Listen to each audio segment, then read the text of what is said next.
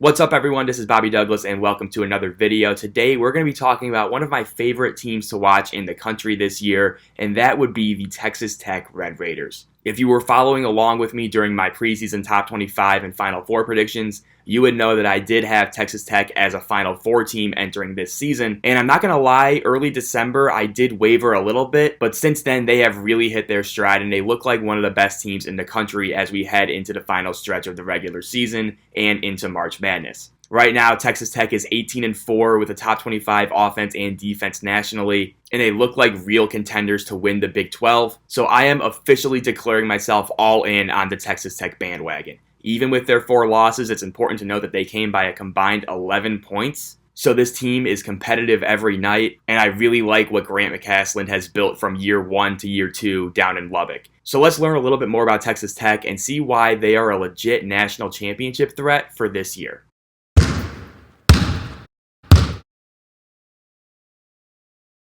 So for a little background on Texas Tech, just looking at their Bart Torvik page, as I mentioned in the intro, they're 18-4 right now and 9-2 in the Big 12. Their 4 losses came to St. Joe's back in November. They lost to Texas A&M in December, and then UCF right before the new year. And their lone loss in 2025 was a 1-point overtime defeat against Iowa State in a game that had a lot of crazy twists and turns at the end. But outside of those, it's been all positive for the Red Raiders. They have some really impressive wins, especially this past week, beating Houston on the road and Baylor at home. And I think it's that Houston game that really put this team on people's radars. If you don't recall, JT Toppin got ejected about 4 minutes into the game for a total BS flagrant 2, and then that call ended up getting Grant McCasland tossed as well right after. But still, Texas Tech managed to stick with it, and they kind of controlled that game from tip to finish in Houston, which I thought was super impressive, as they came away with a 1-point win in overtime. And so now people are starting to really talk about them as a legit threat. So with Texas Tech, the main thing here is their offense. They're a top 10 team nationally in offensive efficiency per Bart Torvik. They average around 124 points per 100 possessions. And to me, the reason they're so successful is because of 3 things they do extremely well on offense: shooting, offensive rebounding, and passing. So the first 2 kind of go hand in hand together because Texas Tech generates a lot of really good 3-point shots off of their offensive rebounds. But it's important to note that Texas Tech is one of only 3 teams in the country that's top 25 nationally in 3-point percentage and offensive rebounding rate, the other 2 being Houston and Drake. On the shooting side, they have guys all over the floor that can knock down shots, most notably Chance McMillan. He's a 6'2", 6'3" off-ball guard that has really been firing from deep. He's shooting around 46% from 3 this year on around 5.5 attempts per game, and what's really impressive is that he's getting these shots in a variety of ways. He's really good as a mover off the ball. He can fly around the baseline off of pin downs and floppy actions. He's super quick when it comes to resetting his body and squaring up towards the basket off the catch, and it just leads to a really clean release. He's obviously good catch and shoot wise as well, and while it's not his superpower, he has shown the ability to create for himself behind the arc as well. He's averaging 15.5 points per game this year, which is the most on the team, and he's just someone who always seems to make defenses pay for leaving him open, and when he is being guarded, he has such gravity as a shooter that it opens things up for his teammates. McMillan's also done really well when it comes to leveraging his shot threat as a driver. Last year, he only took 59 shots at the rim per Bart Torvik, and this year he's already at 58. So the game is kind of slowed down for him, and he's more capable of hurting the defense in multiple ways, which is what you need from your top-level scorer. He's the main guy from 3, but as a team, Texas Tech is shooting around 38% from 3, which I mentioned earlier is top 25 in the country. They have guys like Kerwin Walton, who just snipes. He's hitting around 41% of his triples on the year as more of a 3-point specialist. Freshman guard Christian Anderson can come in and hit 39% of his threes as well. And so there's a lot of guys on the perimeter for Texas Tech that can hurt you from distance. And this 3-point efficiency goes hand in hand with their offensive rebounding. They have 2 guys who just crash the glass with elite intensity, most notably JT Toppin, a 6'9" sophomore who transferred over from New Mexico. He has an offensive rebounding rate right now of around 15%, which is top 20 among high major players. And as a whole, he's grabbing over 8 boards a game, which leads the team. Toppin's such a problem on the block because he has an elite second jump and really quick feet that allow him to go up and get boards and then finish quickly around the rim. He scores a lot of his points off of his own misses and his teammates' misses because he's just so good with that second jump. At the rim this year, he's shooting over 72%, which is a very solid number, and he just always gets his hands on the ball regardless of the type of position he's in. He's incredibly hard to box out because he's quicker than most guys his size, and he just has a knack for getting into open space and coming down with rebounds.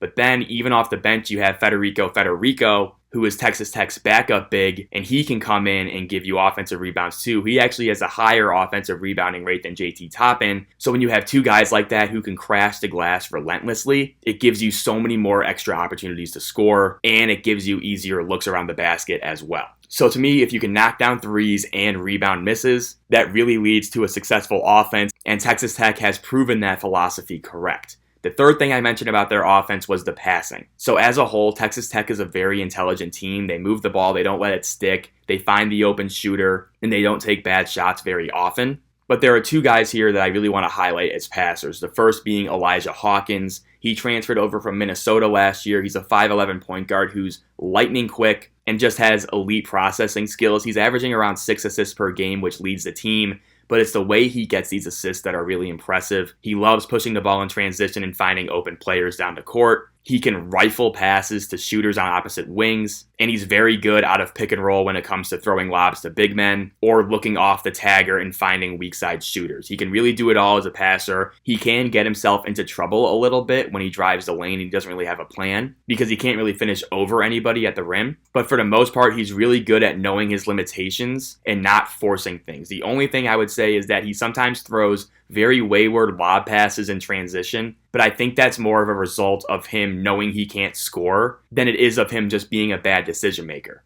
A worry with Hawkins I had earlier in the year was that I was wondering if teams were going to start making him be a scorer by just helping off of him and clogging passing lanes.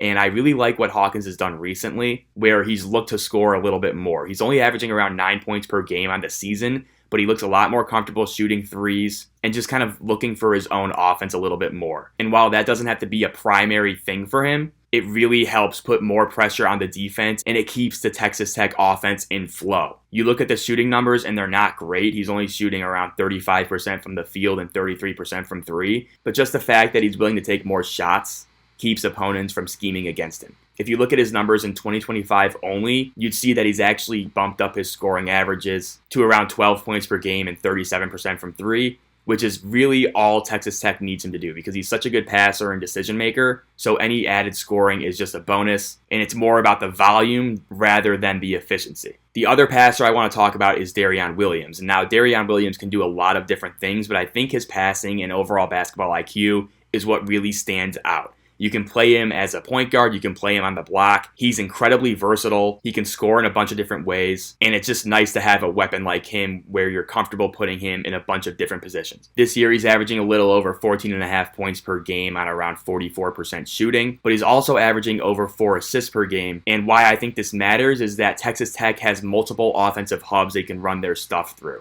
We talked about the three-point shooting. We talked about the offensive rebounding. But when you have two elite passers at different positions, that's when your offense goes from really good to almost unstoppable. If you go back to the Houston game, Darion Williams was in the post and attracting double teams, as is the case whenever you play a Houston Cougar team under Kelvin Sampson, and he was just picking apart that defense. And that's the key to beating Houston, is having a passer on the block who can exploit double teams and find the opening on the weak side. Darion Williams is really good at doing that. He can run pick and roll a little bit and make solid decisions. And while he's only shooting around 32% from three, last year he was at 46%. So I'm hoping he regresses in a positive way as we enter the last stretch of this season. But again, it's the collective basketball IQ of this team. The multiple shooters, the offensive rebounding, the passing really makes this offense go, and it's what makes them a legit Final Four threat. What I also like about Texas Tech is that they have legit depth. Their typical starters are Elijah Hawkins, Kerwin Walton, Chance McMillan, Darion Williams, and JT Toppin. And off the bench, they bring in Federico, who we already mentioned is a really good offensive rebounder and interior finisher. You have Christian Anderson, who I really like as a combo guard. He can play with Elijah Hawkins as a 2,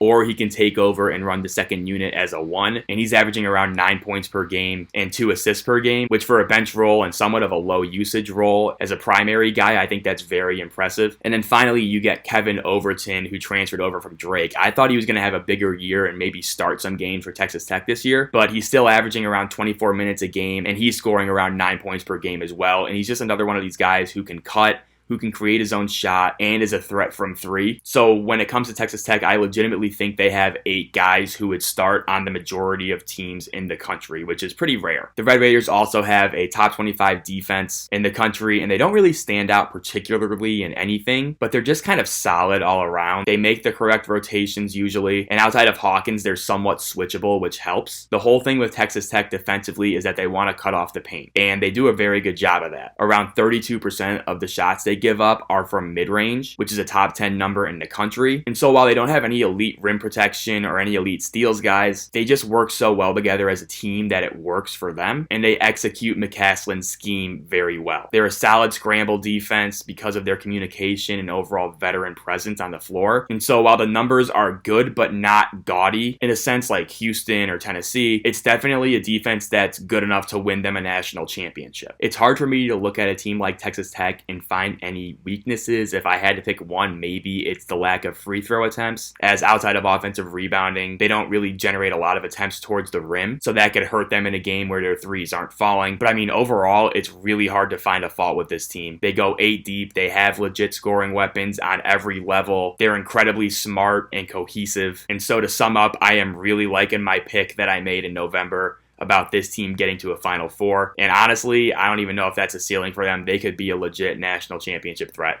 as well. Thanks so much for watching, and give me your thoughts below.